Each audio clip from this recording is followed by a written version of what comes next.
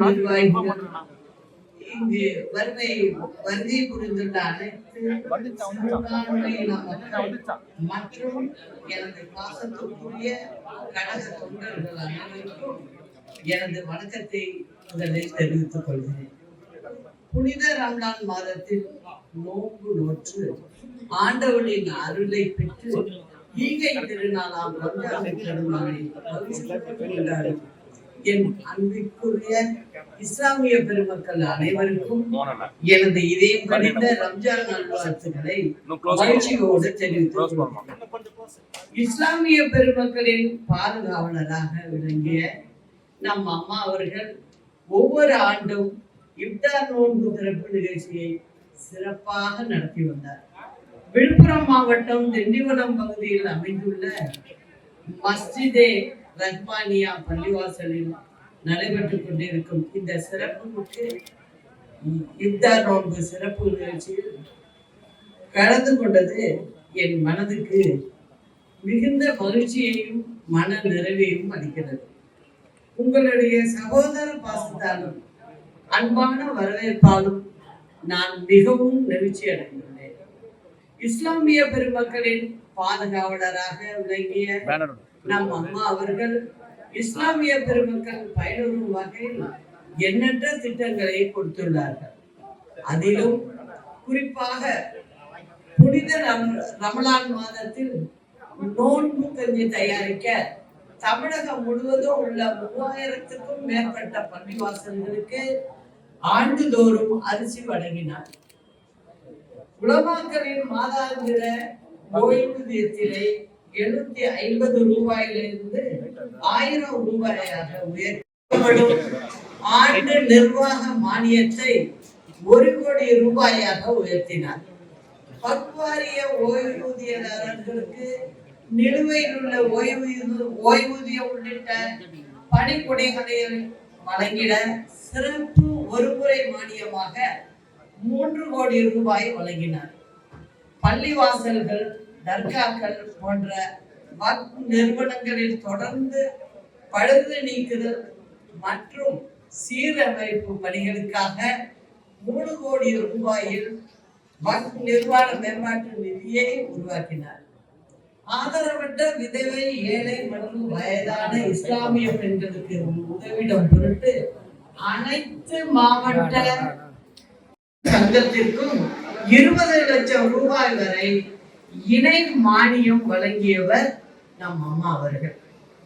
உருது மொழியை ஒருமொழி பாடமாக பயின்று 10 மற்றும் 12ஆம் வகுப்பு பொதுத் தேர்வில் மாநில அளவில் முதல் 3 இடங்களை பெறும் மாணவ மாணவியருக்கு வழங்கப்படும் பரிசு தொகையை உயர்த்தியவர் அம்மா. அதிலும் குறிப்பாக இஸ்லாமிய பெருமக்கள் புனித ஹஜ் பயணம் மேற்கொண்ட நிதி உதவி, நாகூர் தர்காவில் நடைபெறும் சந்தனக்கூடு கந்தூரி திருவிழாவிற்கு இலவச சந்தனக்கட்டைகள் வழங்கியதும் அம்மாதான். அரசின் சார்பில் ஆண்டுதோறும் இஸ்லாமிய பெருமக்களுக்காகவே நல்ல பல திட்டங்களை எல்லாம் கொடுத்தவரும் அவர்தான். இதெல்லாம் நான் சொல்லும் போது எனக்கு ரொம்ப பெருமையா இருக்கு. ஏன்னா அம்மா உங்க கூட ரொம்ப நல்ல இணக்கத்தோடும் அன்போடும் இருந்தவர். உலக மக்கள் அனைவரும் இன்புற்று வாழ வேண்டும் என்ற உயரிய நோக்கில் ரம்ஜான் மாதத்தில் இஸ்லாமிய பெருமக்கள் 30 நாட்கள் பகலிலும் பருகாமலும் உண்ணாமலும் கடுமையாக நோக்கிருந்து நோன்பு திறப்பின் போது ஏழை எளிய மக்களுக்கு உணவு வழங்கி வருகிறார்.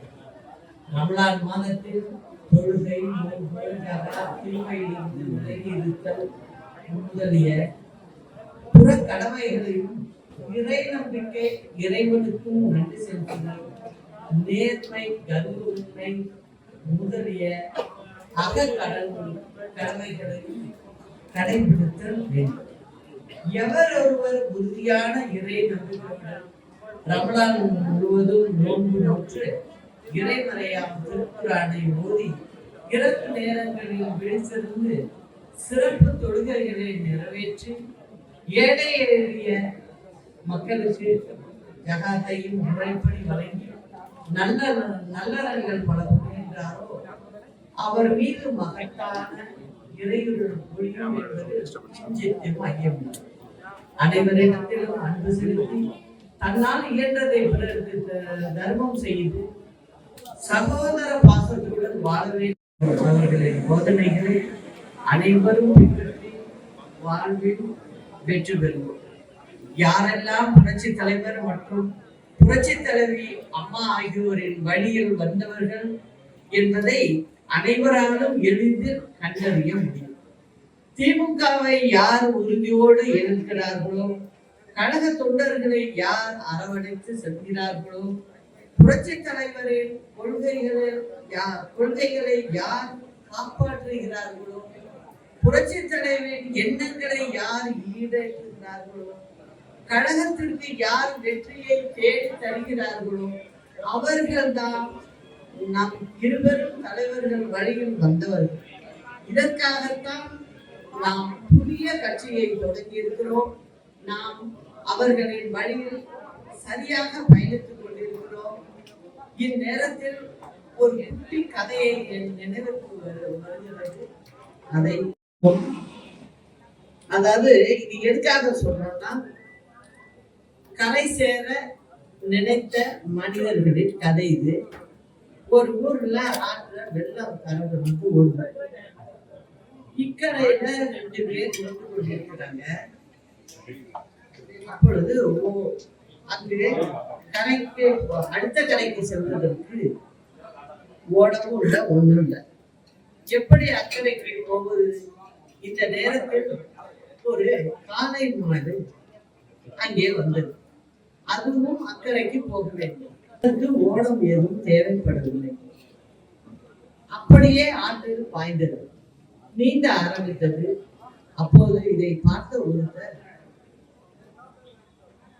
உபேர் என்று ஆற்றில் குதித்தார்.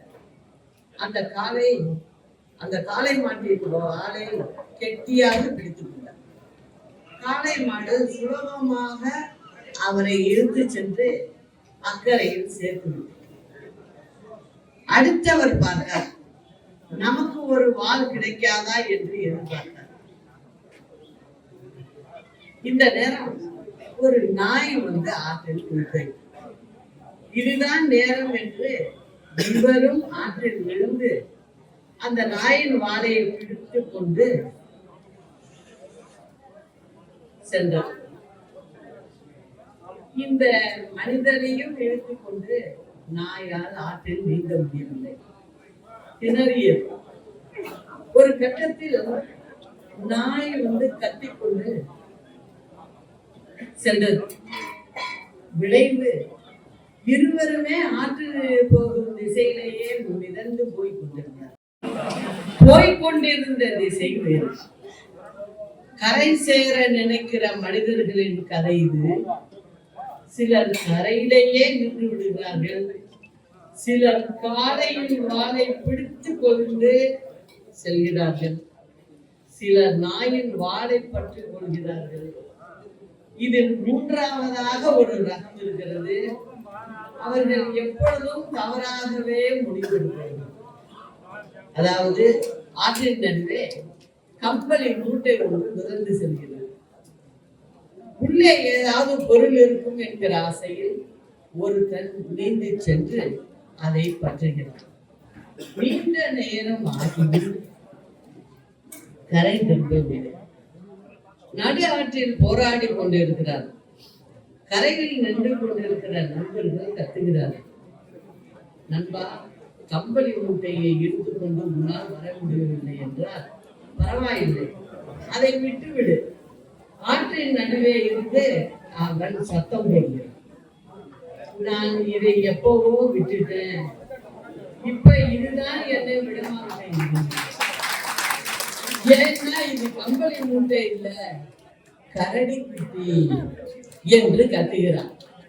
எனவே தவறாக பற்றுகிறவர்கள் தடுமாறி போகிறார்கள், சரியாக பற்றுகிறவர்கள் கரையேறி விடுகிறார்கள். உங்களுக்கெல்லாம் ஒன்றை மட்டும் இந்த நேரத்தில் சொல்லிக்கொள்ள ஆசைப்படுகிறேன். நல்ல வேளையாக நீங்கள் நாய்வாலையும் பிடிக்கல, கரடி முட்டியையும் பிடிக்கல. நீங்கள்லாம் இந்த காளையின் வாளை பிடித்துக் கொண்டே கண்டிப்பாக கரை சேர்ந்து விடுவீர்கள். இதுதான் உறுதி. புரட்சி தலைவர் மற்றும் புரட்சி தலைவி அம்மா ஆகியோரின் வழியில் யாருக்கும் அஞ்சாமல் நேர்மையோடு நடைபோட்டு எத்தகைய சோதனைகள் வந்தாலும் அவற்றையெல்லாம் எதிர்கொண்டு நம் கழக தொண்டர்களின் ஆதரவோடு தமிழக மக்களின் நலன் காப்போம் என்று இந்த பொன்னான நேரத்தில் உறுதியளிக்கிறேன். அதே போன்று நம் இருபெரும் தலைவர்கள் எவ்வாறு சிறுபான்மையாக இருந்தார்களோ அதே போன்று நாமும் அனைத்து மதத்தினரையும் ஜாதியினரையும் நம் சகோதரர்களாக சகோதரிகளாக அரவணைத்து அவர்களுக்கு என்னாலும் ஆதரவோடு இருப்பது என்பதை உறுதியோடு தெரிவிக்கிறோம்.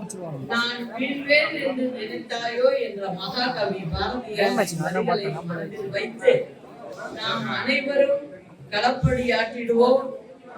புரட்சி தலைவர் மற்றும் புரட்சி தலைவி அம்மா ஆகியோரின் வழியில் தொடர்ந்து பயணிப்பவர்கள். அனைத்திற்கும் மேலாக தமிழக மக்களின் பேராதரவுடன் வரும் சட்டமன்ற தேர்தலில் எதிரிகளையும் துரோகிகளையும் எப்படி மறைக்க முடியாதோ அதுபோன்று திமுகவினரின் மக்கள் விரோத செயல்பாடுகளால் தமிழக மக்கள் விரக்தியின் உச்சத்தில் இருக்கின்றனர். தமிழகத்திலிருந்து திமுக ஆட்சியை அகற்ற முடிவெடுத்து விட்டனர். திமுக தலைமையிலான இந்த மக்கள் விரோத மன்னர் ஆட்சியை வீட்டுக்கு அனுப்பி புரட்சி தலைவர் மற்றும் புரட்சி தலைவி அம்மா ஆகியோரின் பொற்கால ஆட்சியை மக்கள் ஆட்சியை மீண்டும் தமிழகத்தில் அமைத்து காட்டுவோம் என்பதை இந்நாளில் உறுதியோடு தெரிவித்துக் கொள்கிறேன். என் அன்பிற்குரிய இஸ்லாமிய பெருமக்கள் அனைவருக்கும் எனது இதயம் கணிந்த ரம்ஜான்